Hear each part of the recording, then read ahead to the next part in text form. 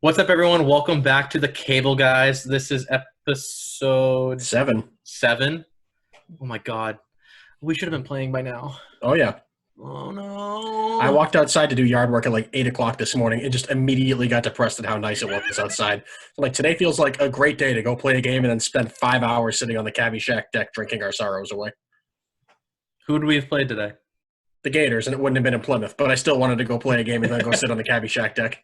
We would have driven back and then went to the Cabbie Shack. No, probably not, but I would like to imagine that we might have. Yeah, our team doesn't really do that. But welcome back again, everyone. We are the Cable Guys again, episode 7, like you said. My name is Pat Dempsey. I am joined, as always, by Chris Holland, who is a very, very depressed man today. Super depressed. But yeah, I mean, we're both super sad and just want to go outside. Like we completely understand why we can't and why we're supposed to be social distancing and staying inside and not starting the season of things right now. But like, Doesn't make it easier. I just want to do it.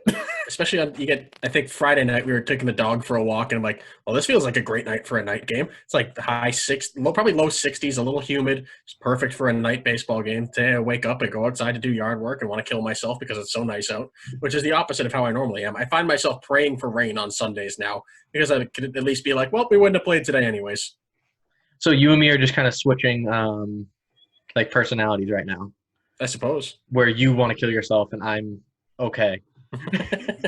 I mean, I don't really want to kill myself, but I just I know. I want to. No one called the hotline or anything. Like Yep. we're joking around. We're Be good. But yeah, I mean, super depressing. It's On the bright side, my yard looks pretty good. I spent 5 hours out there today. There you go. What'd you do? Cut the lawn, or weed whacked, raked some leaves out of bushes that were there from last year. Just kind of a spring cleanup. Nice. We have 17 bags or so waiting to be picked up by the refuse pickup on Wednesday. There you go. Yeah. You don't burn anything? Nah, we destroyed it. There was a fire pit here when we moved in, but it was very inconvenient, so we took it apart. Oh. And the dog must be loving it now, though. What, the nice yard or the nice weather? Both. I guess so. I mean, so the dog, he was outside for, while I was starting to clean up earlier. Then I had to bring him in when I mowed the lawn. Then Kate had him outside. She came back in, let him in. There was a hornet in the house. So I had to fight a hornet. And I swatted it out of the air with a slipper and then ran downstairs and smashed it with the slipper to kill it. And my dog was terrified of me for the rest of the day because he thought I was going to hit him. Like every time he's walking around, his tail's between his legs, his ears are back. I'm like, I'm not going to hit you, dude. I had to kill the friggin' bee. Otherwise, it was going to get you. Yeah, because you're a very scary and intimidating dude. Super scary. Must be the beard. Hey, Grizzly Adams had a beard. Sure did. So we do have probably the first Cable Guy super fan on today. True. That's very true. We got Old Man Terrio's tuning in a little bit. We're going to talk about his journey in the cable as well as the every other men's league in Eastern Massachusetts. Yeah, and we're going to talk a little history because might as well go to your elders and get your wisdom from them and kind of go from there. And we're going to finally see what he's like with the trivia question. He Facebook messages me every week and was like, I got this one right. I didn't get this one right. So it's going to be interesting to see what it's like live. I have to come up with a trivia question. That's something I haven't done yet. I'll get one by the time we're done with them. Yeah. So he goes, I'm brushing up on my Red Sox trivia. I was like, well, we already said that we were done with our Bill Miller questions. So maybe we'll be moving to something else here. But I know we don't have any update on the league. I was pulling up the managers page on Facebook too, just looking at that. I know a lot of places have been, like Brian said, the Canton Rec Department announced that fields are closed until at least July 1st. Mark said the same thing about Billerica until June 23rd. Yep. And things like that. So we're going to start getting into that area where, yes, our preferred start date is, what is it, the 17th we said? June 14th. The 14th. I wasn't even – I was close. So it would be the 14th, but now these dates are going to be pushing that back. So the league possibly could start. It could. I mean, I think that we'd be able to probably get Fields and Saugus for those teams that lose Fields. Yeah. We'd be able to use, I know we have the option of using Frazier all day, every Sunday if we need it, which is helpful. It's just expensive. Mm-hmm. But, I mean, the more towns that start pulling permits, the more unlikely it's going to be we're going to be able to start like that.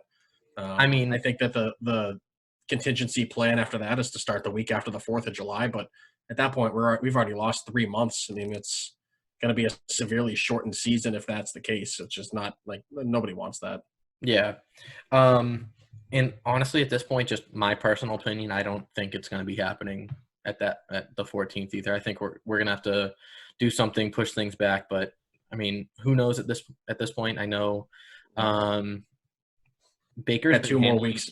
We have 2 more weeks until the state's supposed to start. Yeah, so start reopening with their phase 1, which we wouldn't be included in phase 1. So we're closer to whatever phase 2 would be with, I think that's 50 people or less in a gathering. So we're kind of on that timeline at this point, and then we're at the mercy of the different towns and whether they're actually going to give us permits or not, because I'm sure every town government is going to handle this differently.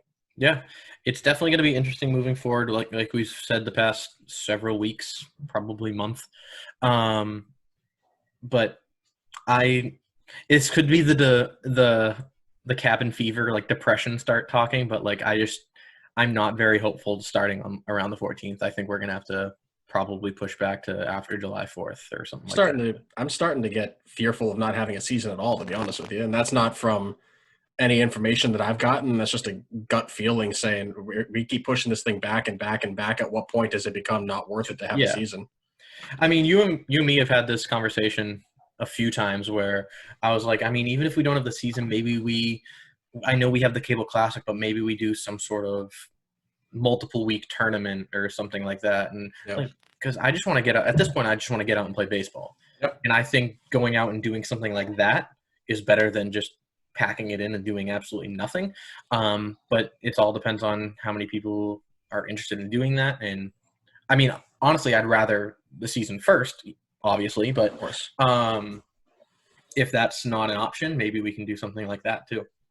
The trouble that I'm thinking we might run into from an administrative perspective, if we have to keep pushing it back, other than getting field permits, is if we've got to cut the season short or we have to do a tournament of some sort, like you're suggesting, it's going to get tricky trying to prorate how much different teams have to pay and issuing refunds to teams, and it's just going to get hairy. Whereas if we were to completely cut out a season, if we get pushed back too far, then you can either do a full refund or teams that have already paid their full amount are good for next year or something like that. So it's going to be a fine balancing act, I think. Yeah, I mean, I'm sure that obviously I'm not in charge of finance or anything, but I'm sure it's written down somewhere. We have what everyone's paid, and of course. Yeah. So I think that if we were like, hey, let's do a tournament or something, we have to figure out how much that is, and then just you'd subtract it by what they paid. Like that. But I'm sure it can be done. Obviously, it's not me. So yeah. Well, I mean, I'm not the finance guy either. I'm an ideas guy. Matt, right? Yeah, it's Matt. Yeah. Matt and Alex handle it, really. Okay. So smarter people than I will be in charge of that, so that's good. But yeah, I mean, like you were saying, Baker did push everything back 2 weeks again. So I think right now it's the 18th. May 18th, yeah, is the target date to start reopening. And is it considered like a soft reopening where it's like a few things but not? Yeah, I think so. I mean, I'm not even going to speculate because I don't know what's included in that. I think it's like gatherings of 10 people or less. I think that if restaurants or movie theaters reopen, it has to be at a severely limited capacity. Yeah, I mean, that's all I really know. Hopefully that – I mean, that's not going to include us. Maybe we can go practice or something on a field with just our team because we never have 10 guys show up for a practice anyways, but who knows? What if we could do that? What if we have both teams who are supposed to be playing practice at the same time and we FaceTime each other, right? And like the pitcher on their team will throw a pitch, and if it's a strike, we could have someone who's taking BP will swing, and if they hit it, they can go – I think the better idea would be to send the starting pitchers from each team to the other team's practice, and that way you can actually pitch against them. And then only pitchers have to travel and we don't? Yeah. There you go. But yeah, so we'll be doing that when everything happens. I know Baker also just released that starting, I think it's Wednesday, anyone that goes out in public has to wear a mask. When social distancing measures aren't possible. What's that? when social distancing measures are not possible. So like in the grocery stores or something like that, or if you're taking the subway or whatever it is, I think if you're just out in the neighborhood for a walk or something, you're still good. Yeah. As long as you can stay 6 feet away from people. Yeah, it's basically what I've been doing anyway. Yeah. Me and Lisa and Oswald went out for a ride the other day and we took them for a walk a little bit, and then we picked up some food for takeout. And so I wasn't wearing a mask the entire time, but then right when I went to go into the store to pick up food, I put it on real quick, went and grabbed the food, came back out, took it off. And that's basically what it's going to be when you're just near people and can't. Yeah, it's going to be pretty much the same thing everybody's been doing for the last couple of weeks anyways. It's just formalizing it. Yeah. And then I know last time we talked about how Louisville Slugger closed their mills and the Cape Cod League. Cape Cod League. They canceled. Now the Little League World Series is done for the summer too. So I think that's impossible to have that event with social distancing measures because every team stays in whatever, I think they call it the Grove or something at the Little League World Series. Yeah, so that's just a bunch of kids jammed in together. The umpires are all there, all the parents and coaches and volunteers, and it's just everybody that's traveling there as well. It's impossible to do with proper social distancing. Sorry, my dog is freaking out. Yeah, what else is new? I know. He gets excited. He can't breathe, so he coughs. That's basically my whole life too. So true. I feel for him. I mean, in other baseball news over the last few days, the CABL has canceled their season. The Baseball Hall of Fame has canceled the induction ceremony for the summer and has announced that those candidates will be, or not the candidates, those Hall of Famers will be inducted next year with the class of 2021. Major League Baseball is talking about some of their reopening rules, including their weird realignment thing of 3 divisions of 10 teams, and it's a weird time in the baseball world. Well, sorry, I muted myself as I was talking. A lot of the rules that they have there are really weird. I mean, I've seen the realignment, and I've seen that they play with no fans. I haven't really seen any other funky rules. So the ones that I saw, it was from a few weeks ago, so I think they were just throwing out ideas and trying to figure out what would happen and stuff. But it was like the most recent one that I saw was umpires weren't going to be behind the plate. They were going to be behind the mound, calling balls and strikes from there. Or no, this was a different league that I saw. Oh, what league was that? Okay, but what the Major League Baseball one that I saw was no one would be in the dugout. Yeah, everybody's spread out in the stands. In the stands, which is just crazy to me, which is weird. What were the other ones? I mean, I know which article you're talking about. I think it's from like a month ago. I don't know if that's what they're still tossing around or debating doing, but I mean, the most recent thing I've seen is basically normal baseball with no fans and 3 divisions of 10 teams. I don't know if you noticed this. I was looking at the alignment that they'd be doing, and I would imagine that they would have just gone AL East and NL East is one division, AL Central, NL Central one division, and West is the same. But if you look at if you look at the East division though, they took the Pirates and put them in the East instead of the Central, where they normally play in the NL Central, and they took the Braves and they put them in that Central division. I'm not really sure why that would be the case, but it's just an interesting little wrinkle to it. Well, I mean, I understand that like, so the East division or whatever they're calling it now is the Red Sox, the Yankees, and the Mets. It has the Marlins, I think, in it too, right? It's the AL East and the NL East, aside from the Braves, and you replace the Braves with the Pirates. That's the East. It's weird. Maybe Pittsburgh's actually geographically further east than Atlanta. I don't really know. I'm not good at geography. Yeah, I'm not quite sure. And now that I'm thinking of it, I can't remember what league this was. It might have been like the men's baseball league or something like that. I think it was like a men's league, but could be completely wrong. Where they laid out new rules where the umpire is not going to be behind the plate anymore. They're going to be behind the mound, which if that has to happen, whatever. Just cancel the season. No, just cancel the season if that has to happen. Why? That's stupid. I mean, what difference is it going to make if he's standing? Days. Huh? Throw us back to the TWL days. No. What was this? The umpire forgot to show up, so somebody's dad's umping from behind the mound? Fuck that. I mean, what's the difference with him being 3 feet behind the pitcher versus behind the catcher? It's not changing social distancing. You're more than 3 feet behind the pitcher, and you're not in the catcher's grill. So how far back are you going to stand before you lose a good view of the plate? Most of the umpires that we have can't call balls and strikes from right behind the plate anyways. Oh, I found a button for you. I love this. But the second one is what I thought was really weird, was that catchers would still be behind the plate. Yeah. Like in their normal spot, because like how you really change that? You can't. But they had to wear like a mask under their mask. Yeah. I didn't see that. That makes more sense. I'd rather have an umpire behind the plate with a mask under his mask than behind the mound. So if the catcher's going to be doing it, why not the umpire? One of the other ones that I saw, I actually think Terrio commented on this, and that's why I saw it, was that you weren't allowed to on everything. You couldn't steal second. You weren't allowed to lead from first. But like it said, you couldn't steal second, but you could steal third. It just said you couldn't steal second. You got to find whatever league this is. I'm trying to. All right. Again, if you have a rule like that, I mean, it's not baseball anymore. Why are you even going to play? I don't know. Give me something else to talk about while I try and find this. I'm not the host. You figure out something to talk about while you find that. I can't talk and type at the same time. You know my brain. Well, it's not a good brain. I didn't say it was. I don't know. With all these leagues getting canceled this summer that are a lot more important than ours. I granted, the NECBL, the Cranberry League, not the Cranberry League, sorry, the NECBL, the Cape Cod League, they draw fans. So that's more of a risk with the amount of people that are gathering, whereas we only have, 10 or 15 people that might come to watch games, and it's family members or friends or whatever else. But it gives me anxiety about whether we're actually going to be able to have a league this summer. Yeah.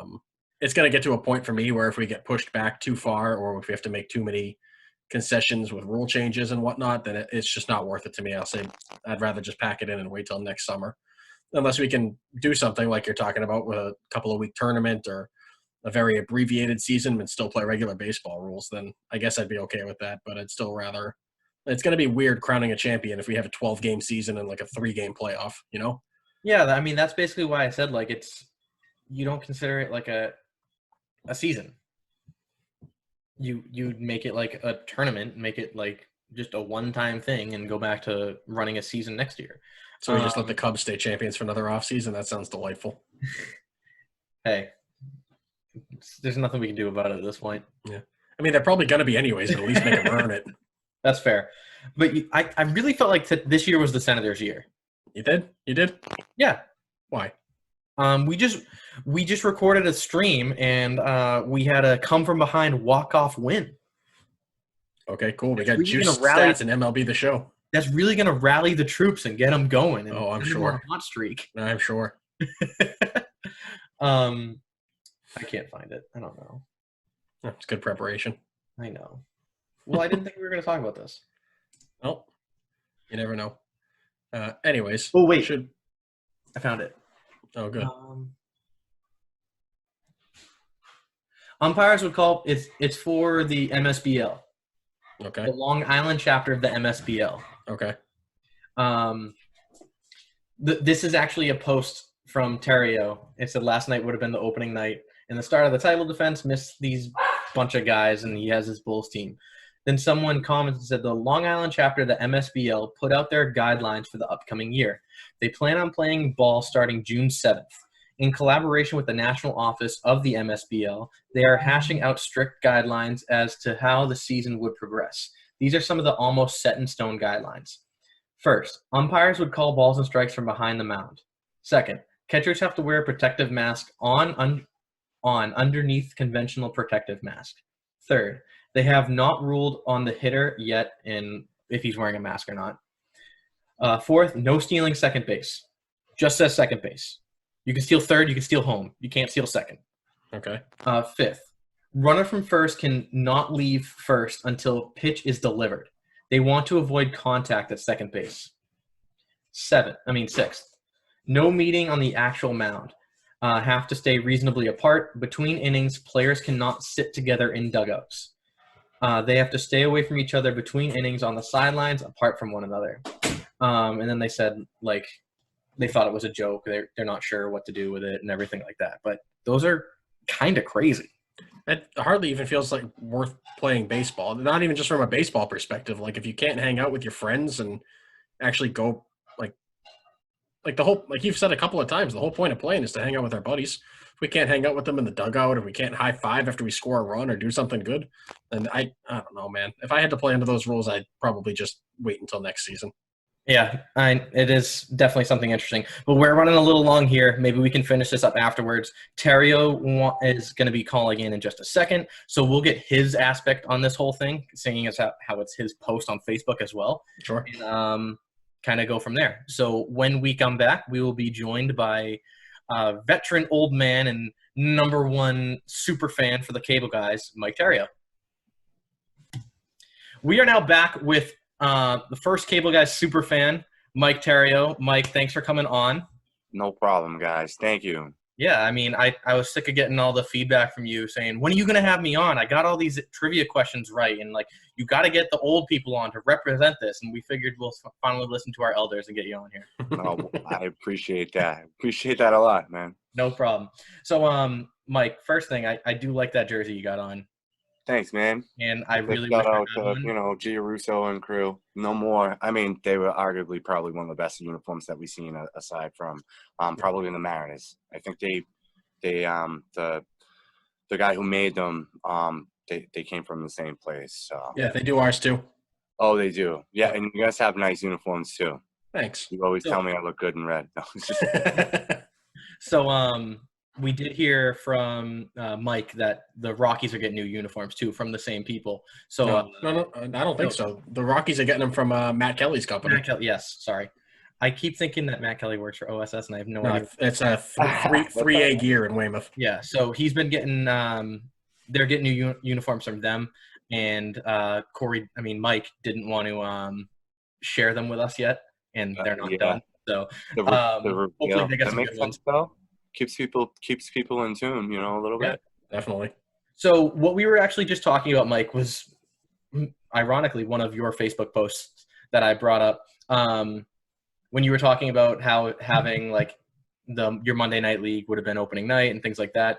And one of your friends commented on it, was talking about some of the Long Island chapter of MSBL and what their proposed almost set in stone rules are.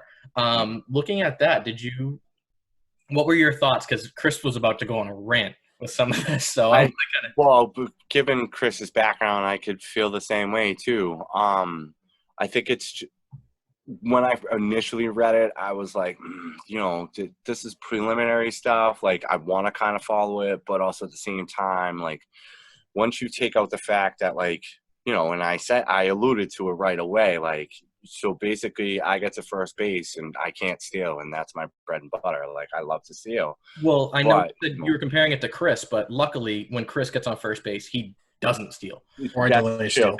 That's true. But all the more reason to hit doubles, though, Chris, right? That's right. Don't discount the delayed steal. Actually, that's actually a pretty good move on your part, because it catches a lot of people. It's a very underrated move that isn't something used a lot anymore. Yeah. And when it does happen, everybody's like, "Oh my God, he stole second." Like, yeah. We were our first year in the league. We were playing the Mariners, and I delayed steal. The second baseman, so I steal second. The second baseman looks at me. He goes, "Did you just do a delayed steal?" I went, "Yeah." He goes, "What league do you think you're playing in?"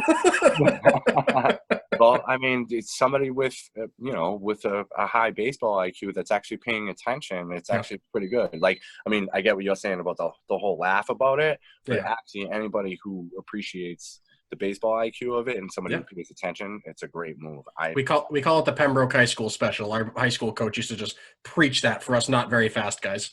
Yeah, why not?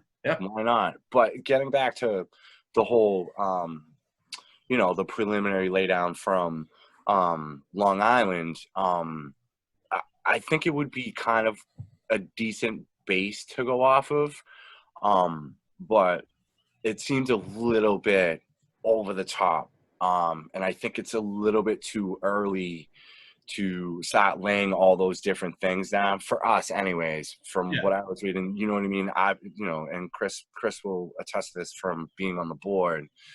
I was pretty much saying June 1st, and even then it might not even be that. It might be July. The Boston Park League had tentatively set a date of July 6th, which I think if anybody was looking at it on the surface, they're trying to put a date on it, but we all don't know You know what I mean? It really comes down to the state guidelines and the individual towns. You know, you have individual towns before they mandated the whole mask situation. You know, it varied. Like you could go to one town and you had to keep a mask on at all times. And you go into another town and it's kind of free and stuff like that. So you got to kind of treat the permits and all those different things and how people are going to be too.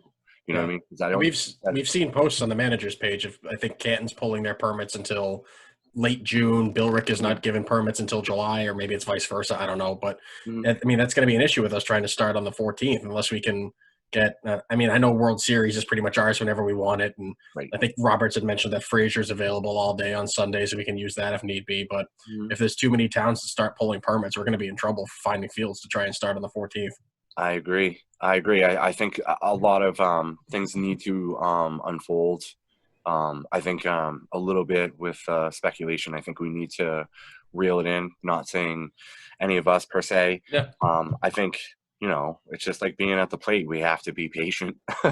You know what I mean? At times, and just take as things come. If they start giving us little by little and things start to turn that way, which they seem like they are a little bit, we'll take it on the day-to-day basis. And, you know, hence the reason why we're here and we're talking about baseball, just to take that edge off. You know what I mean? Scratch the itch a little bit. Crazy.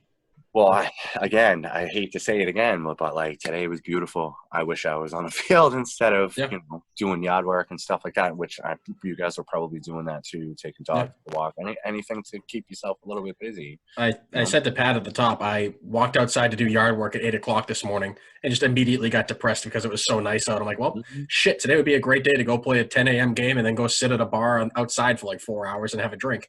Instead, I'm stuck doing yard work and for 5 hours instead of playing baseball. And it's just, it makes me sad. I find myself praying for rain on Sundays now so I can be like, well, we weren't going to play today anyways.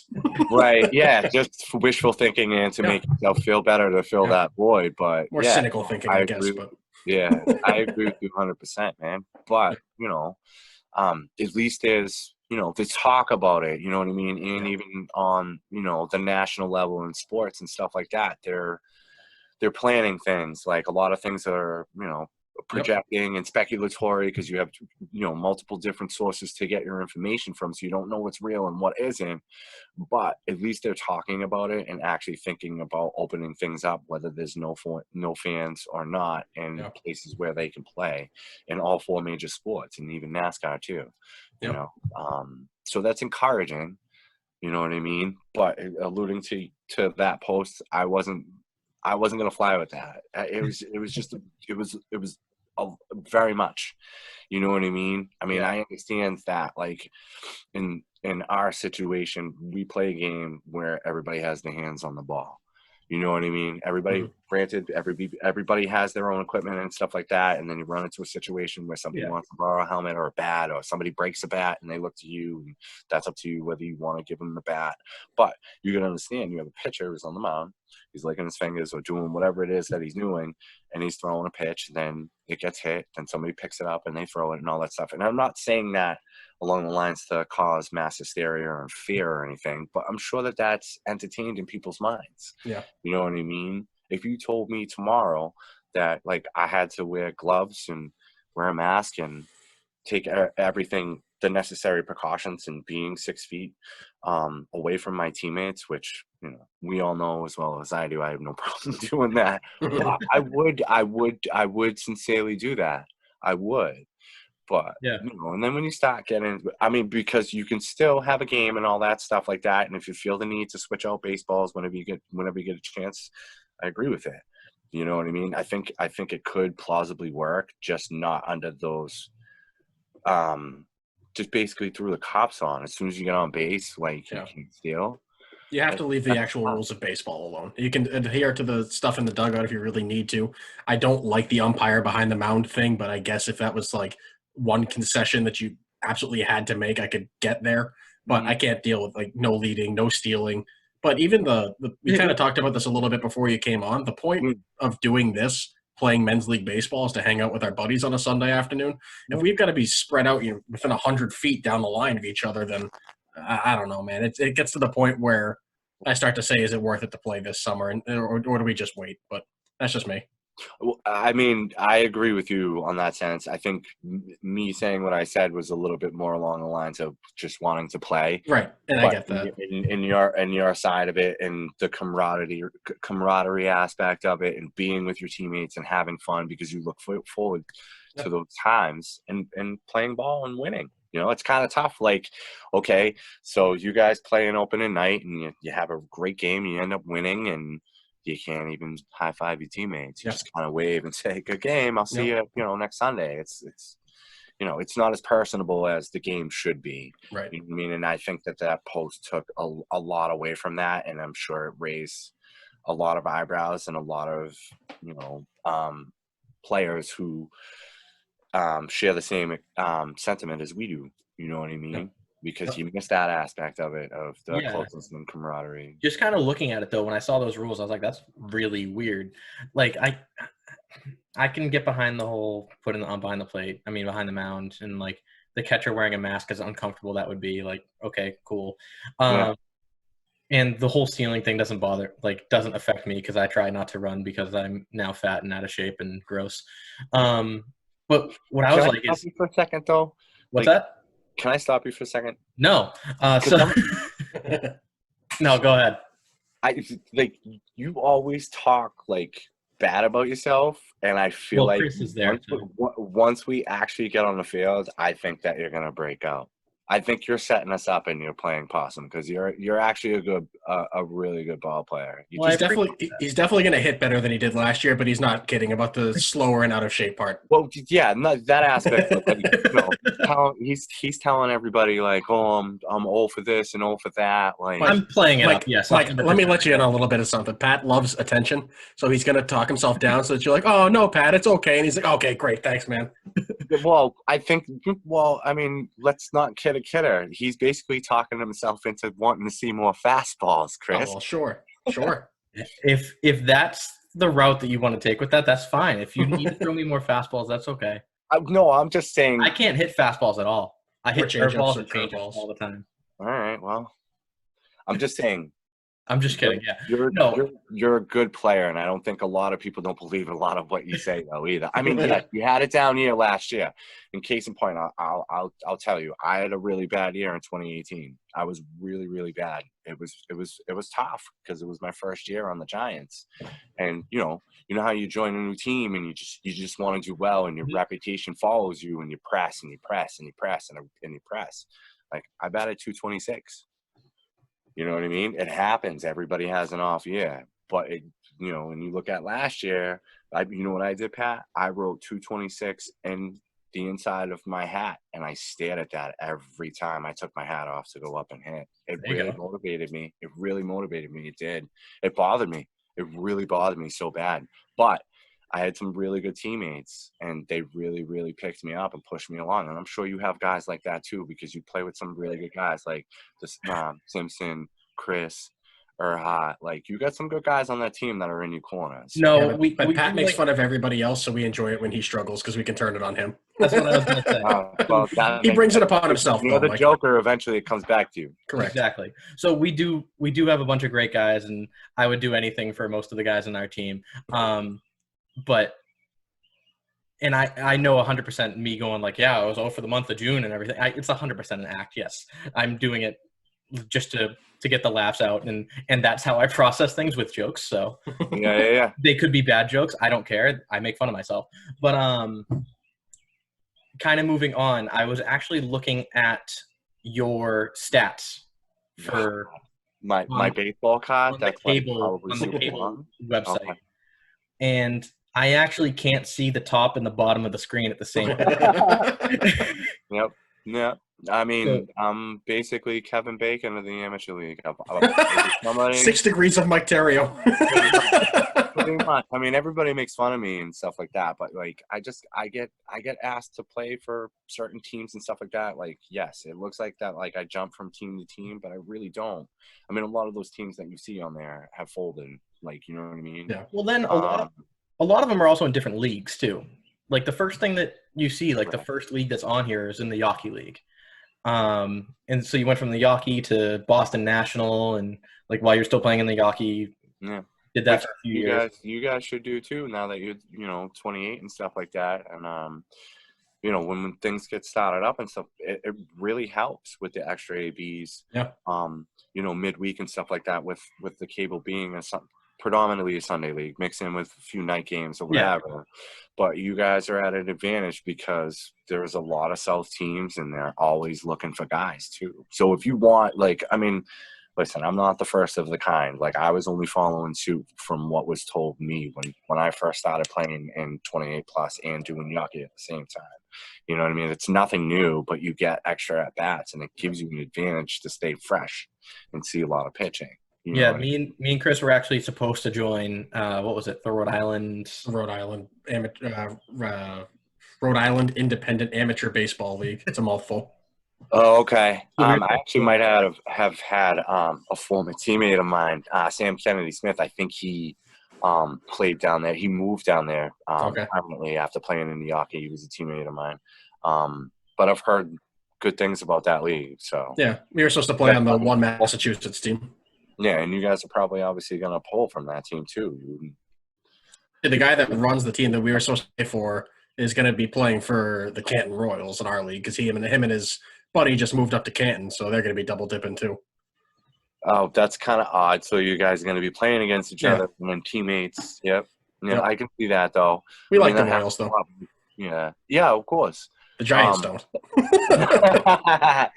Well, see, I don't really hold that moniker. Like, I was usually, I'm an ambassador to the league. Like, I try to build the league as much as I possibly can. Like, I mean, if you hit me up and said, hey, you got anybody in my area that could help my team? Like, I would do it. Or if somebody said that, if I met somebody that was from Duxbury that was a good ball player or Plymouth, you'd be the first person to call. Like, appreciate that. We need the help.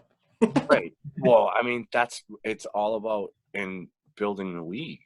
You know what I mean? Like, you've been saying it since the beginning. Like, the more talent that comes into the league, the better it's going to be and more substantial it's going to be too for the next line that's coming up, or it's going to be an attraction for younger guys to just come in and play. And that's how the league survives. I mean, that's how the league has survived. Ever since changing over from the RRBL days to the cable, it's been leaps and bounds. Yeah. You weren't, you guys weren't in the RRBL, and, it was decent. When I came in 2012, I knew Matt Bolesky, and he brought me on the team, and I had brought a friend with me, and, I'm like, I don't even know what I'm getting myself into. I don't even know what this league is like, and, it was, the level of competition was, it was decent. It seems like it was growing a little bit, you know what I mean? And there was some guys, I mean, it was basically us, the Titans, the Knights, and the Giants that were, very, very good teams. But now, going from those days where there was only like 3 or 4 teams out of the 12 that were good, now you have a league that at least you have 8 to 10 solid teams of a 14-team league. And the biggest league in Massachusetts. So you have the biggest player pool to draw off of and stuff like that. I just think it's a great thing, considering where it came from, how everything changed over, and the league just took off when it became the cable, and it fell into the right hands. Yeah, I mean, there's only really one. I mean, we make fun of them all the time, but there's really only one team in this league where you pretty much go to the game and you're like, we can just roll the ball out there and win today. Everybody else, you have to actually go and bring your A game against.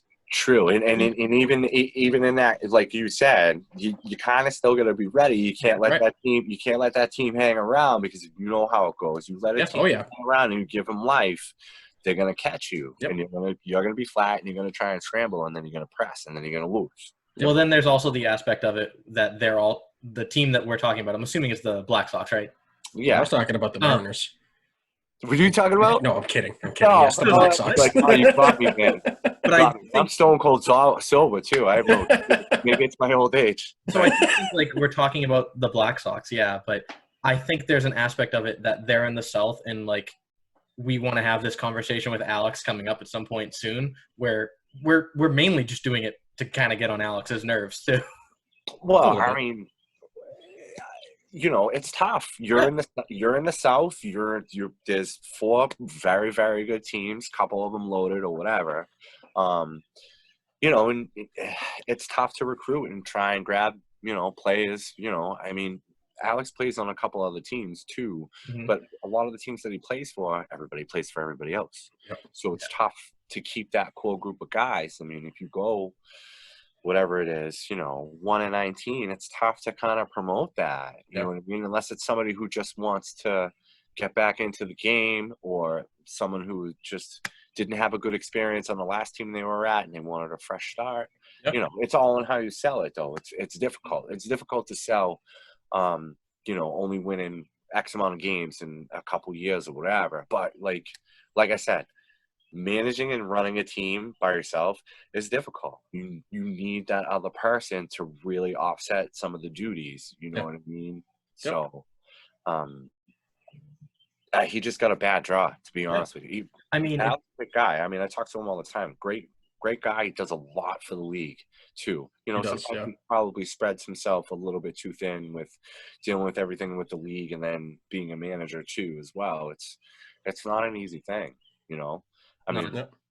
It's definitely not, and I think being in Weymouth, where the Cubs also are too, where even if you find someone that's in Weymouth who's a good ball player, chances are they might go there. Yeah.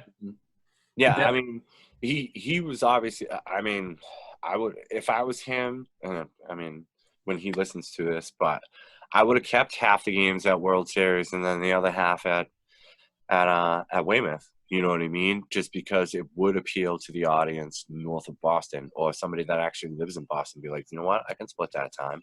Right. You know what I mean? But whereas you're situated in the deep South, and when you went to go do something, you were called to duties.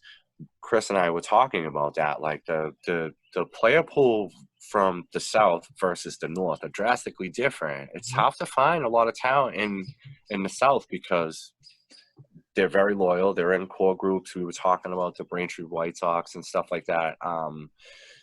Every team, like the Cubs, they have that feeder from the Cranberry. You know what I mean? And then where the mouth starts, now next thing you know it, you have that funnel. You have that team funnel. You know what I mean? And it makes. I tried to do something similar. I used to play for the Rockland Cardinals in the Cranberry League, which what this is from. But I'm still friendly with the manager there, and I talked to him, I don't know, 2-3 years ago. I said, hey, anybody that you have that isn't getting a lot of playing time, send them my way. They can come get at bats on Sundays. He's like, oh, that's a great idea. And he says it every year. Never comes to fruition. He just kind of forgets about us. So now we've got 2 or 3 guys that have played for the new Plymouth Brewers team in the Cranberry League. Oh, so I'm cool. hoping we can kind of establish some kind of relationship with them, considering we're both in Plymouth. A lot of the guys are going to be down there, so that's better for us. We don't have to compete so much with Canton or Norfolk, maybe Weymouth, just because it's still pretty local, but that could be a good source of talent for us coming up, hopefully. Which is awesome. That should be exciting for you, and hopefully, I hope it works out for you, because we can start to bring in some younger guys too, because I know that we're only in our late 20s, so it's not like we're old, but Earhart's 25, 26, but his arm it's not going to last forever. We know that. He throws a lot of innings every year. It's great that he's durable, but at some point that's going to kind of catch up with him, and you kind of want to drop his, instead of him throwing 70 innings, you'd like to have him throw 40. Keep his arm loose, and then be more ready for the playoffs. And just let him go. You know what I mean? So hopefully, you guys are never short on pitching, though. You never are. That's true. You know what your Achilles heel is, and you just got to hit. You guys get hot. You guys get hot, and you hit, and you have that 1-2 punch. You know how it works. Yeah, it's the lineup depth. When you hit when you need to. Yep. That's been our thing since we joined the league. It's just lineup depth. We usually have a pretty solid 1-4, 1-5, but then we go right off a cliff. This year we should have more lineup depth if we ever get going. We should have a solid 1-7 or so, which will be nice. But you're absolutely right. It's the consistency with the bats that'll do us in. Yeah, the proof is in the pudding. All you're going to do is produce now. You know what I mean? And that's the issue. We know what our problem is, but like you said, the talent pool is so thin. We've already in the South, just because everybody's already got places to go, and we've already recruited all of our friends. They're starting to recruit their friends, but there's only so many people to reach out to. Thankfully, we have a couple of guys now that played at Johnson and Wales and have pretty good contacts in the area to play, and that's where a lot of our younger guys now are starting to come from too, which is very helpful. Well, yeah, I mean, and with the addition to the Plymouth team in Cranberry, if you can really make your mark and, start utilizing that, because I'm not too sure if the Cranberry plays on Sundays. Don't quote me on that. But if they do? Yeah. Well, so, I mean if you're getting young enough kids, they could potentially play. Well, that and their season runs Memorial Day through the first or second week of July. So, we get them at the beginning, we get them at the end, and if they can make a couple of games in the middle, then we're good. Yeah. Yeah, I mean, and, a lot of those times when you have those guys that are in flux that play for two teams, if you're good, they're going to show up. Yep. They really are. And if they have a spot to play, like you said, everything is contingent on what you know, who you know, and where your opportunities are going to lie. Yep. Those three things are a major factor in building a core group of guys that'll come and play every time. Even if they do play for another team, they know that they can always play for you as well if you have a working relationship on availability and what everything works. You know what I mean? It's different. It was just like I said to Pat through text. Like, I mean, the players today are drastically different. Like, you guys are throwbacks. Like, you make a commitment, you're going to play.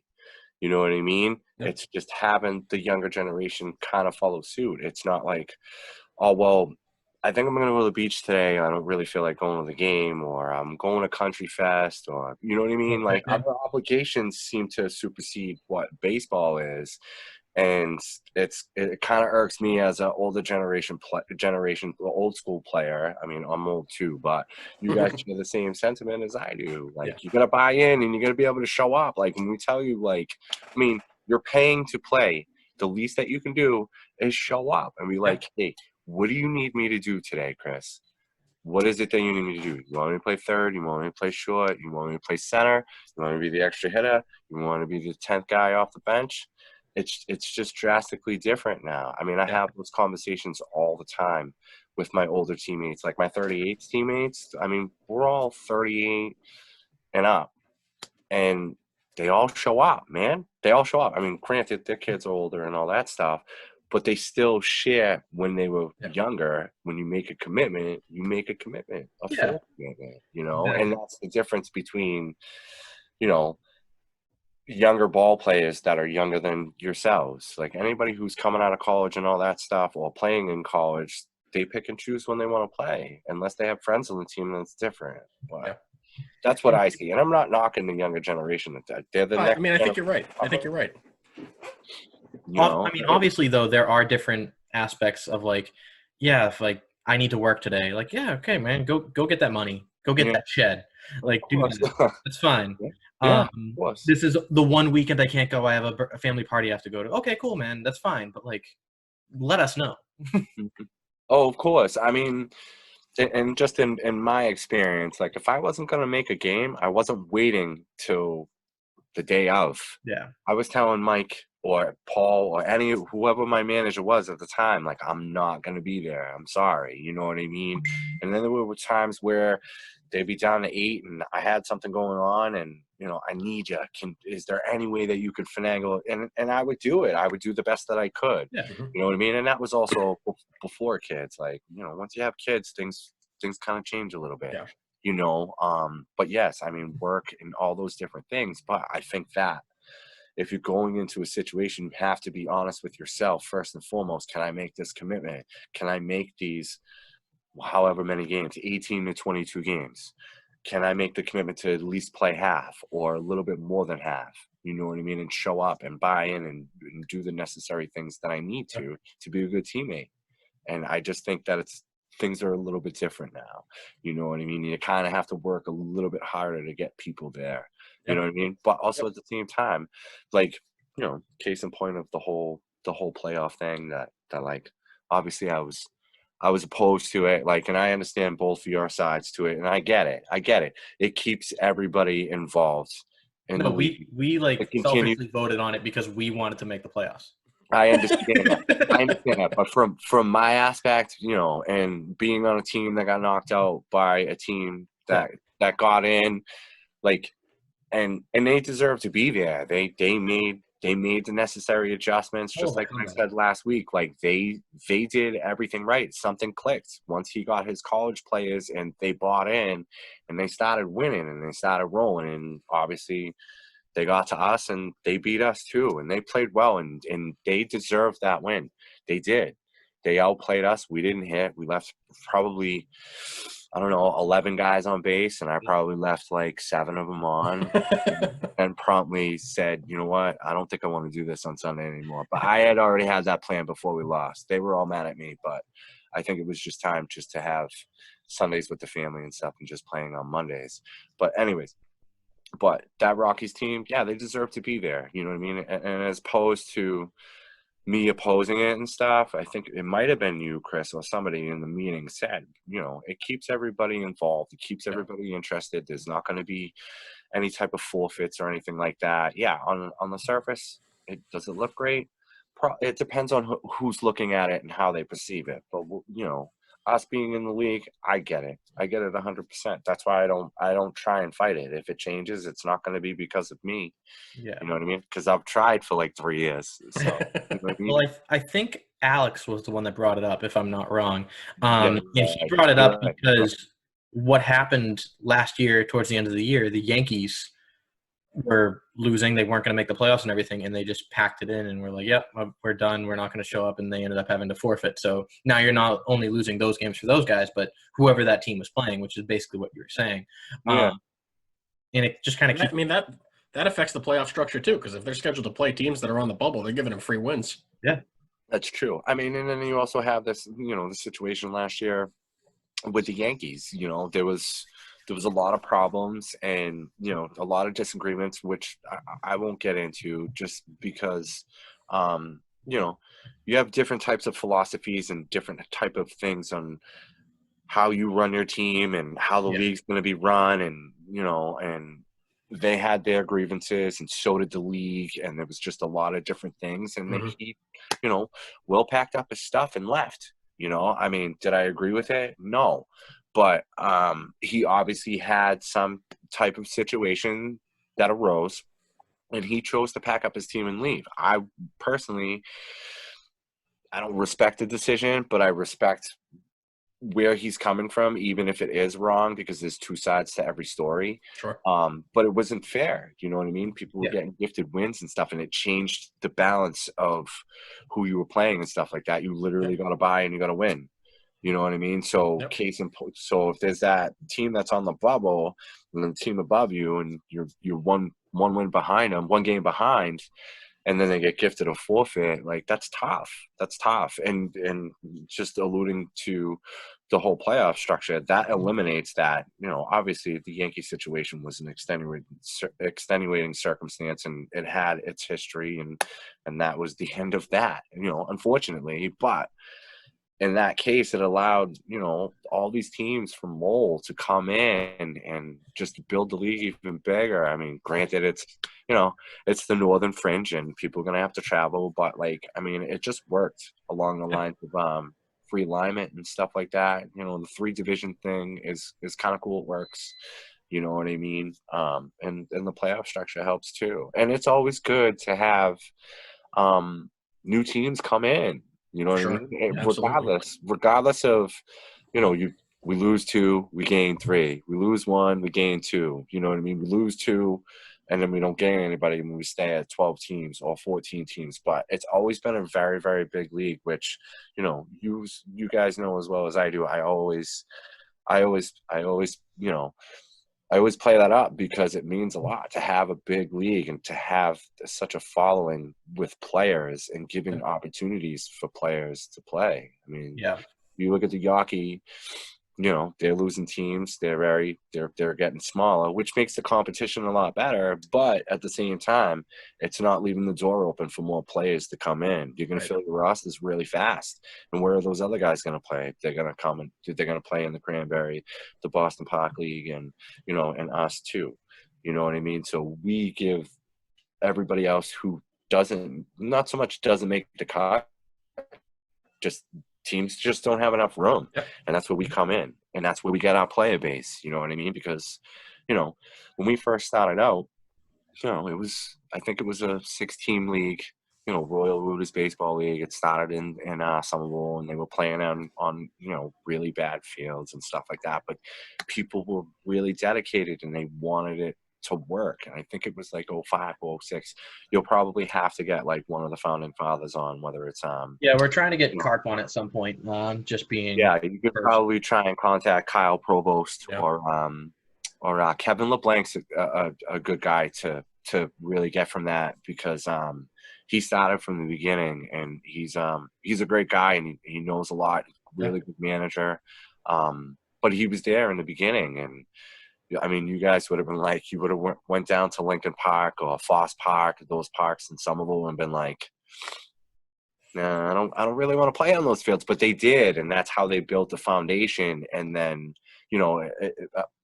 Kyle Provost ended up moving off of being the commissioner, and then gave it to the next person. He kind of elevated it a little bit more, gained more teams. The competition level got a lot better, but I think that it was just met with a little bit of resistance. They didn't really agree with how things were running out. I mean, basically, it was the same 3 or 4 teams that were in it, and it wasn't like how our league is now. It was just 4 set teams, and they would just run it because those teams had the best talent. It was very, very top heavy. Meanwhile, we've had 5 champions in the 5 years of this league, which is pretty cool. Right, and with the North and South alternating, which is even better. It's really cool to see how that works. So we'll see who bucks the trend in that respect, on if the South can grab another one. I also like the rivalry between the North and South when it was the North and South. That was fun. It's fun stuff, you know what I mean? I mean, when you have all-star games, it's kind of cool to be able to mix and mingle and talk a little smack, and the guys that you don't normally see all the time, like yourselves, that you don't get to see all the time, that are playing down the South all the time. It's an extra opportunity to rub elbows with some good quality ball players down the South that you don't get to see. So I mean, it's pretty cool. I mean, and the Cable's come a long way, just from their first season and adding teams. And I mean, there's been a lot of changes, but it's been for the greater good, you know what I mean? And it's kind of awesome, just seeing, you had a lot of holdovers from the RRBL, but a lot of it was the quality teams that stayed, like the Giants, the Royals. Like, those are all very good competitive teams, and they have been competitive, and they know what works, but it also provides a better product. And then you guys come in and you bring that level up again, up in the South, you know what I mean? Like, it's just really good to have real strong competitive baseball, and with a younger group. Like, I mean, our age demographic is probably your age when you think about it, anywhere between 25 and 27. Big exception to the Giants, obviously. But you look around the league, there's a lot of young, talented players. And I mean, there isn't any comparison between the RRBL and the Cable. They did something right when they wanted to change hands and do something different, and do something that was going to provide a place to play with more opportunities too, with more teams, So I know back then you weren't like on the board or anything, but you were playing as a player. What was that transfer from the RRBL to the Cable like? Was it pretty seamless, or were there some bumps in the road? It was ugly. I'll say that it was ugly. I don't really want to get into details about it, just because I lost some good friends over it. But they wanted to make a change. And I mean, seeing from both sides of it, like, something had to give. Did I agree with how it went down? Probably not. But they told us we were playing the Red Dogs in the finals in 2014, and we were on the back end of our back-to-back. And I'll never forget it. It was Paul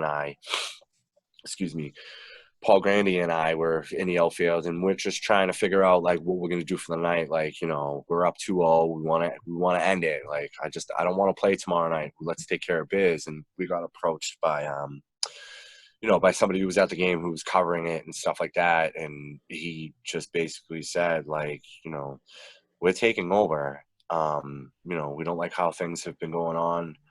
As soon as the season's over, we are probably going to take over and changing the team name and stuff like that, you know, and then they gave us a list of the teams that were going to be in it and are you coming along? And it just didn't sit well with me. I didn't like the timing of it because I'm like, dude, it's game 4 of the finals. Like, why can't you just wait until the ends? Like, and, you know, and they're telling me all this information. And, you know, I was friends with the previous people who ran it, like, and one of them I was really good friends with. And to this day, you know, I haven't really had a good rapport with him. I've reached out and stuff like that. I think he was more or less, you know, upset at the fact that I was given information and I didn't tell him.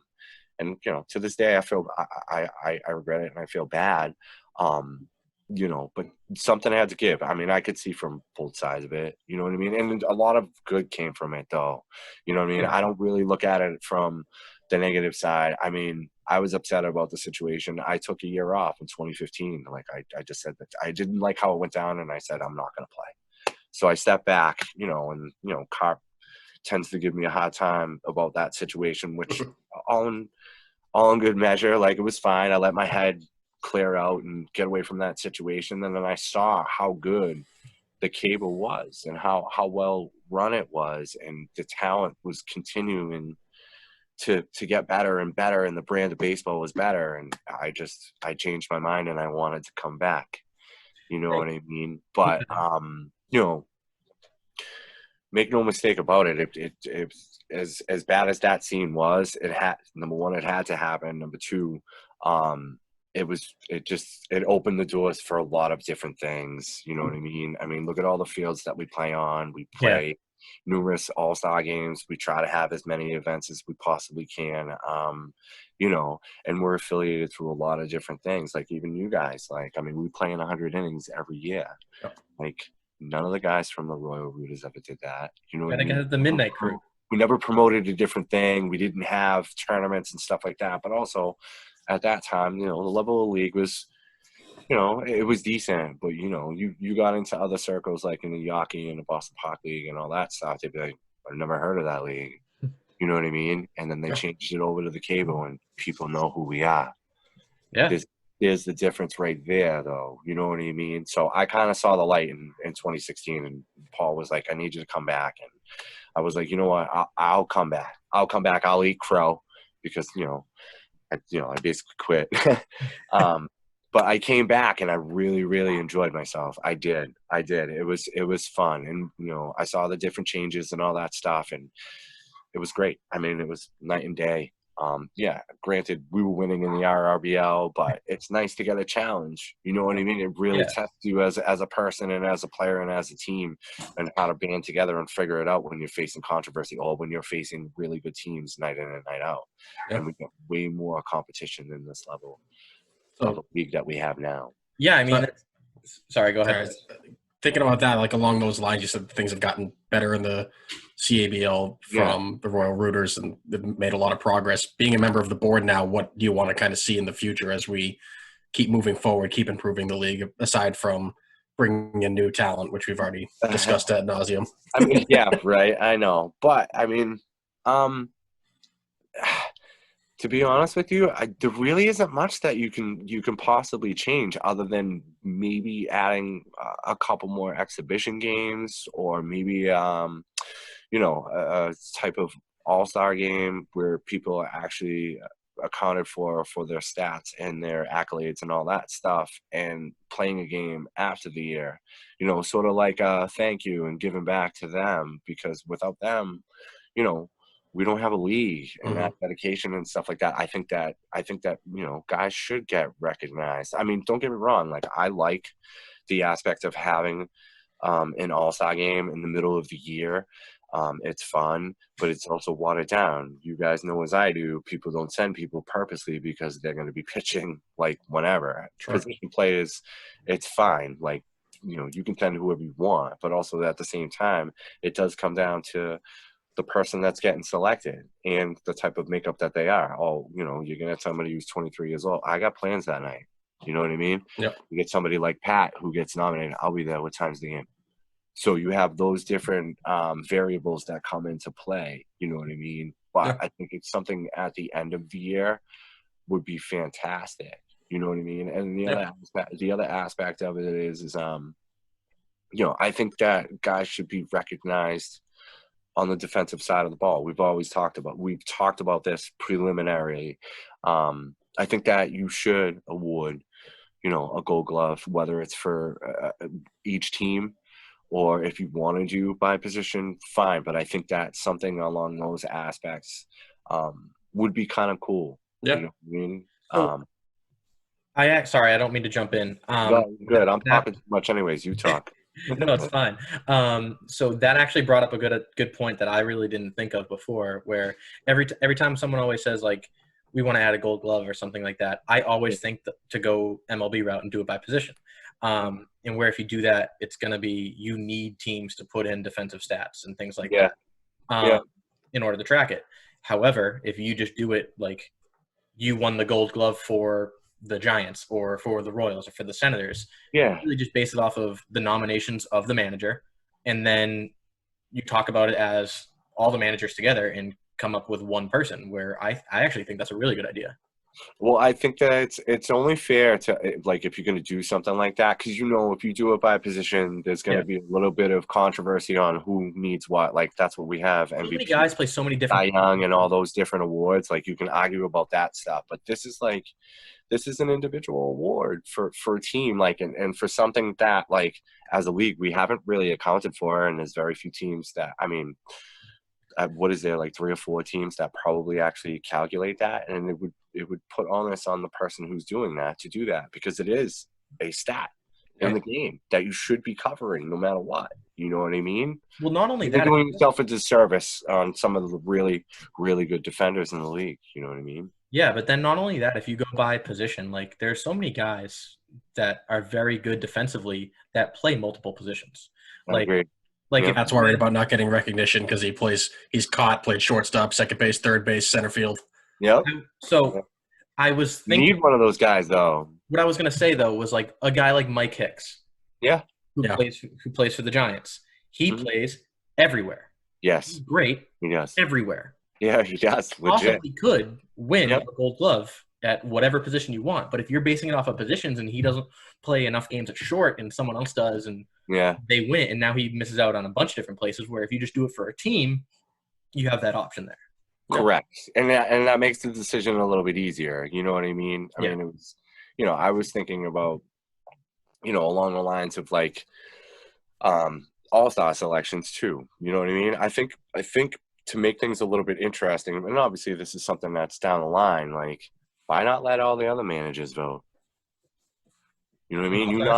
You nominate your 3 or 4 players, right? You throw them up there, and everybody else votes on them. You don't get to vote. You nominate guys, but you don't get to vote on your own teammates.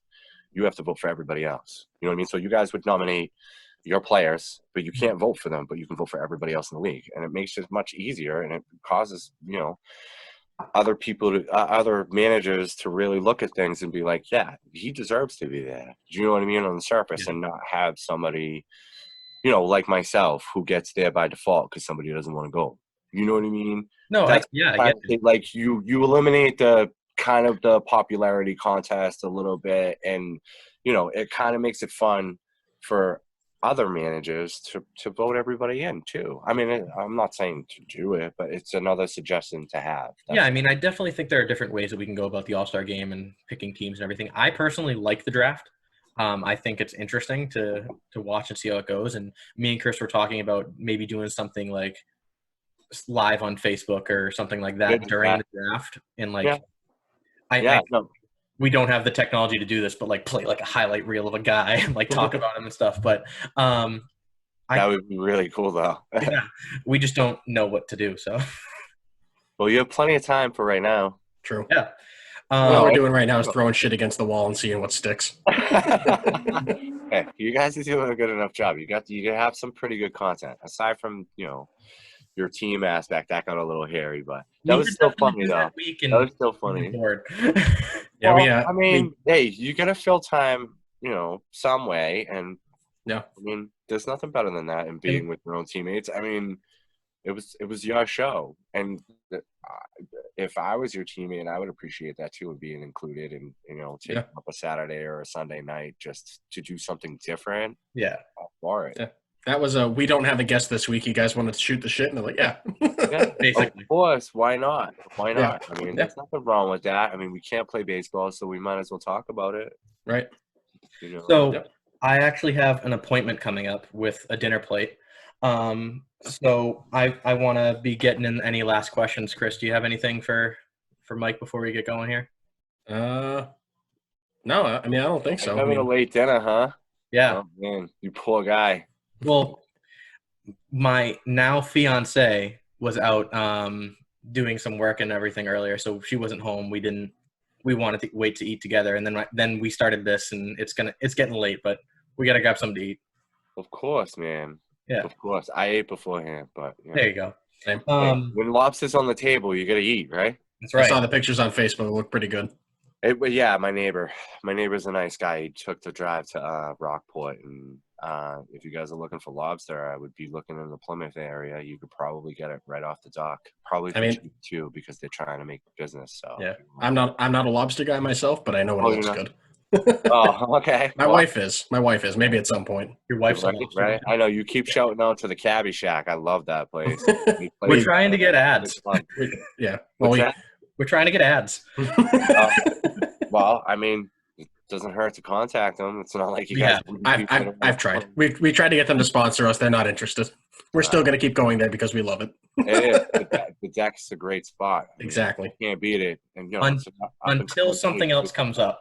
Correct. Someone else wants to sponsor. Until somebody wants to give us money, we're going to keep going to the Cabbie Shack. Hey, I don't blame you, dude. I mean, you get the best of both worlds: beach, drinks, and good food. So, Mike, we do appreciate you kind of coming in and talking. It was interesting to hear that the transfer from the RRBL to the CABL. Oh, of course. I mean, as a little bit awkward, I knew you were going to put me on the spot, which is fine. I honestly didn't know. That's what I was going to say. I didn't know that it was as yeah, I didn't know it was a messy transition. I mean, I'll make it as short as possible. I mean, the Titans were like the Giants. Everybody hated us because we won. They hated the Knights, they hated the Titans, and they hated the Giants. So when the Giants beat up on us in 2016, they carried the mantle. We folded, and now everybody hates the Giants.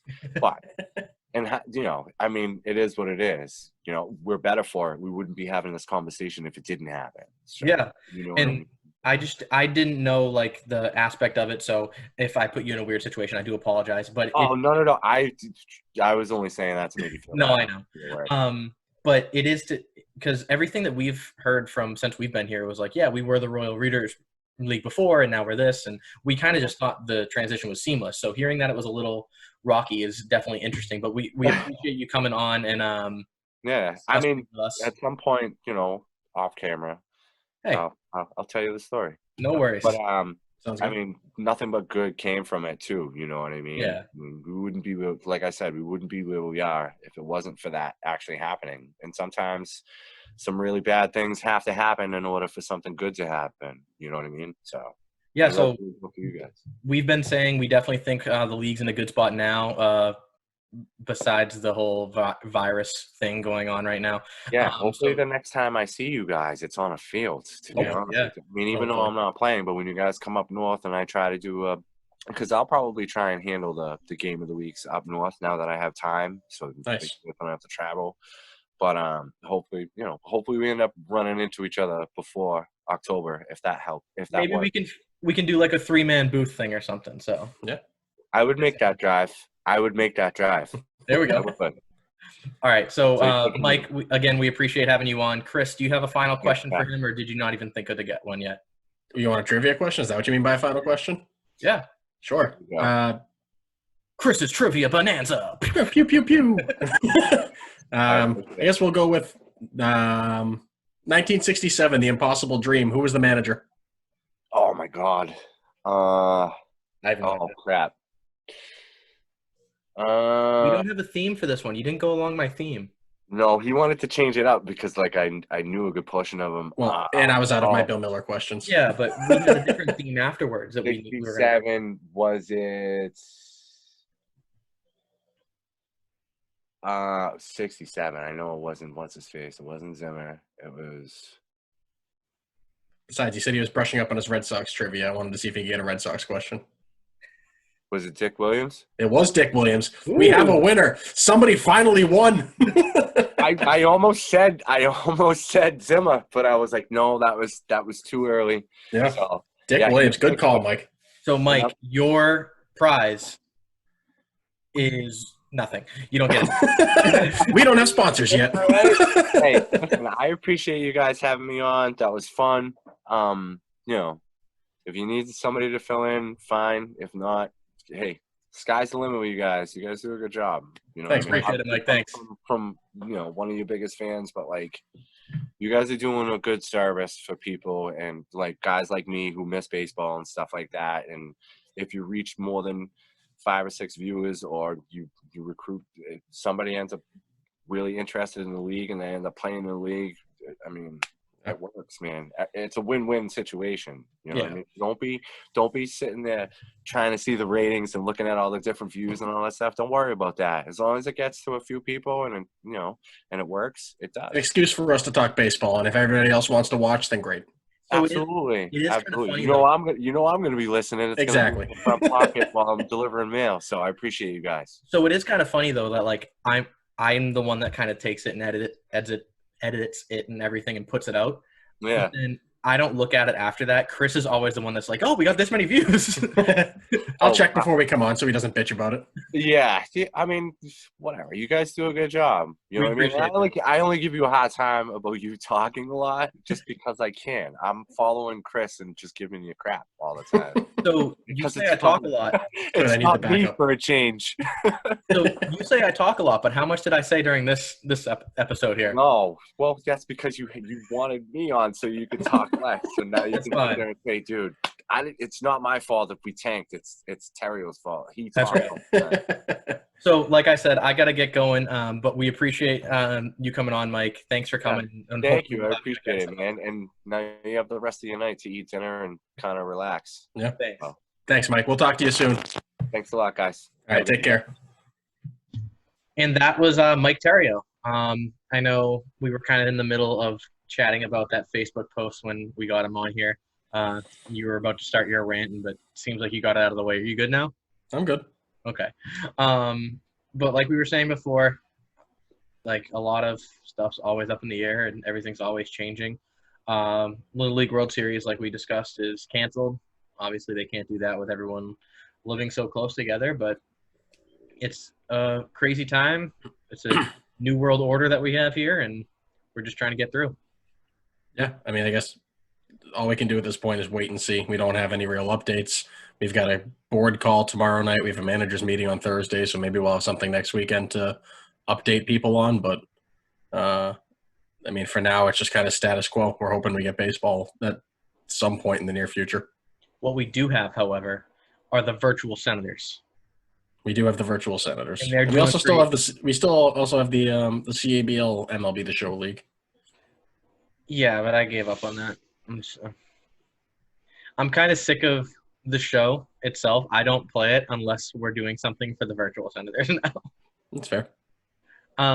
So we have that to do. If you have any commercials that you can give us for advertisements, we can post that on the virtual senators games. Fake, real, or otherwise. Eddie's Goat Milk? We're not stealing other people's fake commercials. I like Eddie's Goat Milk. That's the only one. It's not ours. And I know we use some real companies and everything already. Hopefully we don't get in trouble for those. It's free advertising for them. For the 2 people that watch our streams, I can't imagine we're going to get in trouble over that. There we go. I don't think Paul's going to call up Verizon Wireless and let them know. Or the Cabbie Shack. Or Squad Locker. Squad Locker. We should definitely reach out to them, though, and be like, hey, this is what we do. Kyle's got a friend that works there in, like, marketing or something. Oh, really? Yeah. Then why aren't we doing this? Because nobody's going to sponsor our stupid streams. Yeah, no, but we can get them for the golf tournament and everything, too. Oh, well, yeah, we're going to try. Yeah. All right, but that's really all I got. Do you have anything else? Not so much. Big thanks to Mike Terrio for coming on and finally being somebody that got a trivia question right. would have been embarrassing for him if he was texting you every week saying that I knew that one, and then he came on and didn't get it. So I said that before. He really only said that like twice. Yeah. And it was the first 2 weeks when we were new and young and everyone was excited, and now we're old and no one cares. Yesterday's news. He's not excited either. He's trying to get off the bed and Lisa's in the shower. So should we wrap this up so you can go help him? Yeah, I want to go play Red Dead Redemption. Nice. Yeah. Well, that's really it. Like we say all the time, make sure you follow us on Twitter, Facebook. My Twitch channel will have all those Senators games too. But really, we're just going to put it on Twitter and Facebook and everything. We did notice, though, that if Nick Bennett doesn't post the videos, we don't get many views. So check the Commonwealth Amateur Baseball page as well. And then other than that, if you have any other tips or tricks or ideas or anything that we can do, we're down for it. We're down for anything. Yeah, there's not a whole lot that we can talk about on a week-to-week basis without any real updates or baseball being played. Yes, I see your eyebrows, Borat. Cut the shit. Yeah, we're open to ideas. Yeah, I mean, we have some things to come up that we'll do on days that we don't have guests or anything, so maybe that can get us through until the season starts. But like just any ideas in general of what we can do for the show, if you'd rather it be more of like just a podcast instead of seeing us on the screen and everything like that, we can definitely look into these things. We just want to know that it has the backing that it would be worth the time that is put into it. So we're here for you guys to help out and get through this, and it's an excuse for me to talk baseball with my best friend. Thanks, babe. And kind of just do all that. So like we always say, just let us know, DM us, put it on Facebook, tweet at us, do whatever you can. We'll do whatever we have. And if you're interested in being the show, that's great too. Let us know. And we do have some people that we've been trying to get in touch with that might haven't really answered or things have fallen through. So we're trying to get those people on as well. We're desperate for guests. Reach out. What was that? We're desperate for guests. Reach out. Oh yeah, most people just don't want to talk to us. True. Or most people just don't want to talk to me. True. So I mean, that's basically our issue. Like our Achilles heel for the Senators is playing in Plymouth. The Achilles heel for the Cable guys is just me. Yeah. I mean, I'm fantastic. So. Yeah, exactly. So anyways, we're rambling. Poppy doesn't have much to add tonight, so I think we should probably wrap it up. So we're good. We will see you all next Tuesday. Peace out.